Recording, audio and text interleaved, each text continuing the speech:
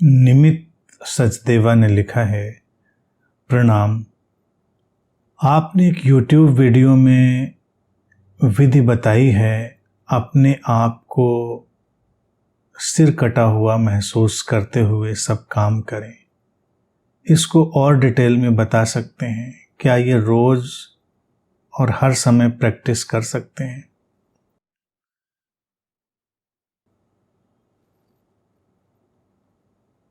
रोज और हर समय का आग्रह हम लोगों को अपने भीतर से हटा देना चाहिए।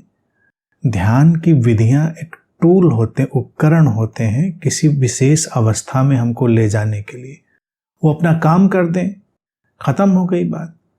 और हम रोज क्यों जाना चाहें, हम हर समय भी क्यों जाना चाहें, उसका उद्देश्य पूरा होना चाहिए।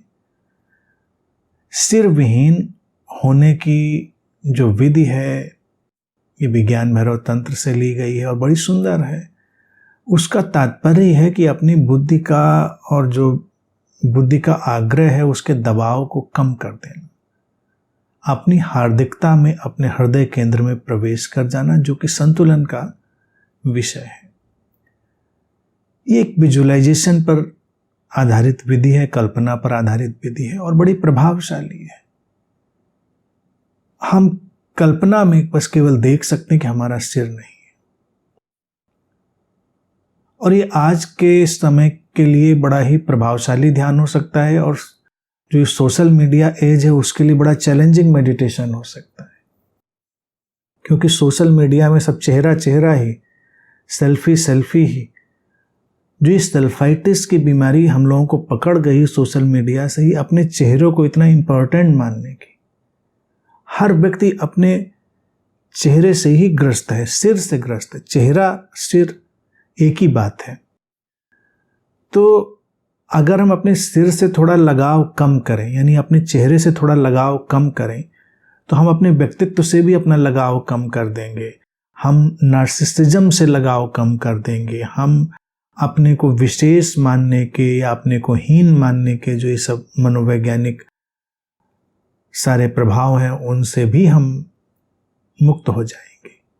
ये भयपूर्ण बिल्कुल भी नहीं है, ये केवल थोड़ी देर के लिए विचलित करने जैसा है, क्योंकि हम सिर से इतने ग्रस्त हैं, इतने ऑब्सेस्ड हैं इतने समय से, कि एक बार भी सिर विहीन कल्पना में लाना हमारे लिए बड़ा मुश्किल हो जाता है।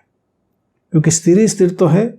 अगर हम देखें, कपड़े लत्ते पहनना तो अलग बात है, दिन भर जो हम काम करते हैं उस सिर को संवारने का ही करते हैं। सिर में अभी विचार और बुद्धि की तरफ तो बाद में जाएंगे। ये जो गर्दन के ऊपर का इंस्ट्रूमेंट लगा है, इसी को बाल ठीक कर रहे हैं। कई लोग तो बाल ठीक करने से ऑब्सेस्ड हो जाते हैं, दिन में 100 बार शीशे के सामने बाल ठीक करते हैं। कई लोग बहुत चीज़ों का ऑब्सेस्ड हो जाते हैं।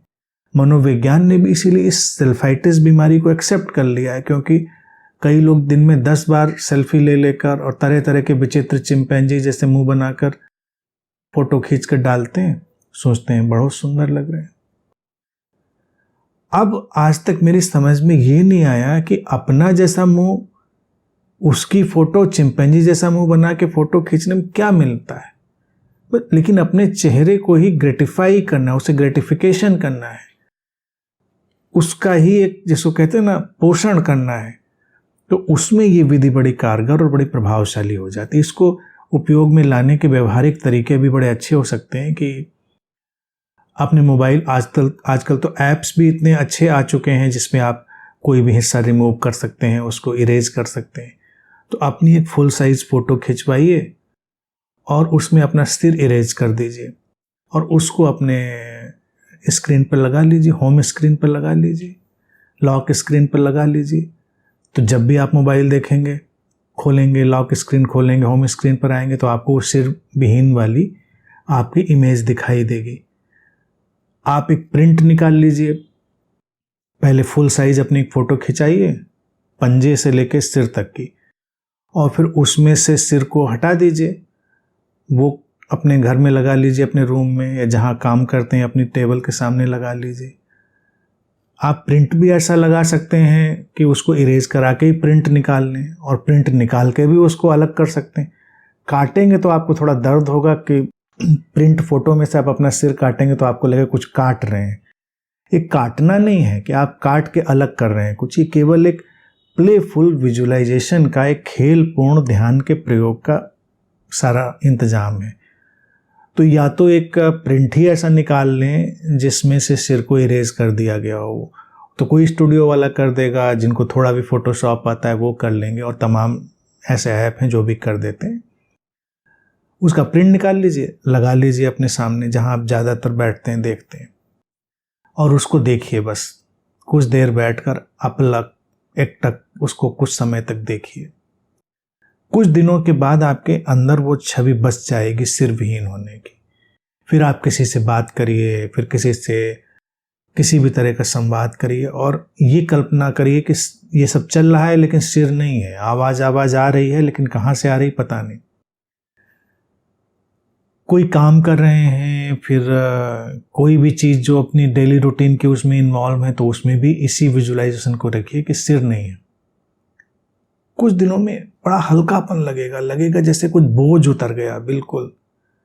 रात में सोने जाइए तो कल्पना करिए, जब आप अपना सिर टिकाइए तो टिकेगा तो सिर तो है, अभी सिर तो अलग तो हो नहीं गया, लेकिन भी थोड़ी देर के बाद आप कल्पना करिए कि सिर गायब हो गया।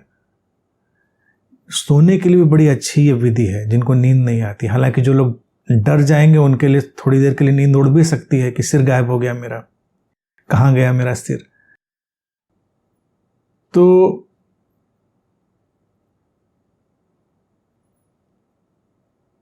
अगर इसका प्लेफुल उपयोग करेंगे तो नींद भी अच्छी आएगी, क्योंकि नींद आती नहीं, दिमाग में जो ये कबड्डी चलती रहती विचारों की, उसी लिए नींद नहीं आती। दिमाग में अपने पूर्वाग्रहों की कबड्डी, अपने तमाम तरह की जो भी सब चलते रहते हैं उपद्रव, उनके कारण ही तो नींद नहीं आती व्यक्ति को। कोई महानता से पीड़ित है अपनी, कोई अपनी हीनता से पीड़ित है। तो एक बार अगर सिर गायब करने की विधि को आप एंजॉय करने लगते हैं तो आप बिस्तर पर लेटे, सिर को गायब किया अपनी कल्पना में, खट से सो गए, किसी नींद की गोली की जरूरत ही नहीं। मान अपमान इनसे आप परे हो जाएंगे, क्योंकि सब व्यक्तित्व तो हमारा चेहरे से जुड़ा है, सिर से जुड़ा है, सब उसी से होता है, अच्छा बुरा सब उसी से जुड़ा है। धीरे धीरे करके आप बहुत हल्के हो जाते हैं और हार्दिक हो जाते हैं। जब हृदय केंद्र में संतुलन बन जाए तो इस विजुअलाइजेशन को छोड़ा जा सकता है। इसको हमेशा लेके चलने की जरूरत नहीं कि हमेशा लेके चल। एक बार आपने उस मैकेनिज्म को समझ लिया कि ये सिर कितनी बड़ी अड़चन है, हमारी पर्सनैलिटी, हमारा पर्सोना, और ये हमारे जो फिक्शनल आइडेंटिटी हम उसके चारों तरफ बनाते हैं, वो कितनी बड़ी प्रॉब्लम है, फिर सब सॉल्व हो गया। फिर इसको हमेशा करने की ज़रूरत भी नहीं। कभी कभी लगे कि अब सिर का जो वजन है, बोझ है, फिर से पकड़ रहा है, तो एक बार फिर से उस अभ्यास को कर लें। वो फोटो अपने पास ही रखें, फिर से उठा के उसको दीवार पे लगा दें। अब कितनी अच्छी लगेगी। सारे लोग तो पोर्ट्रेट लगाते हैं, आप अपने घर में अपनी बिना सिर वाली फ़ोटो लगाइए। पहले तो घर वाले ही उपद्रव करेंगे, ये कौन सी फ़ोटो हो गई, सिर काट दिया फ़ोटो में। कई लोग जो थोड़े टोना टोटका और अंधविश्वासी टाइप के हैं, उनको इसमें बड़ा डर लगेगा, अशुभ लगेगा कि कहीं कुछ गड़बड़ ना हो जाए। लेकिन ये बहुत ही प्रभावशाली, बड़ी शक्तिशाली और बड़ी प्लेफुल विधि है।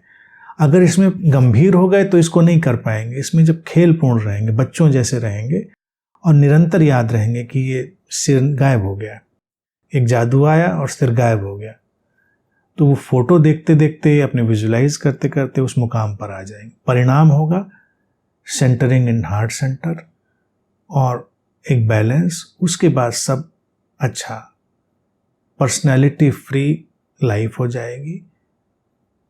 पर्सन टू प्रेजेंस ये जंप हो जाएगी। फिर इस विधि और विजुलाइजेशन की कोई आवश्यकता ही नहीं।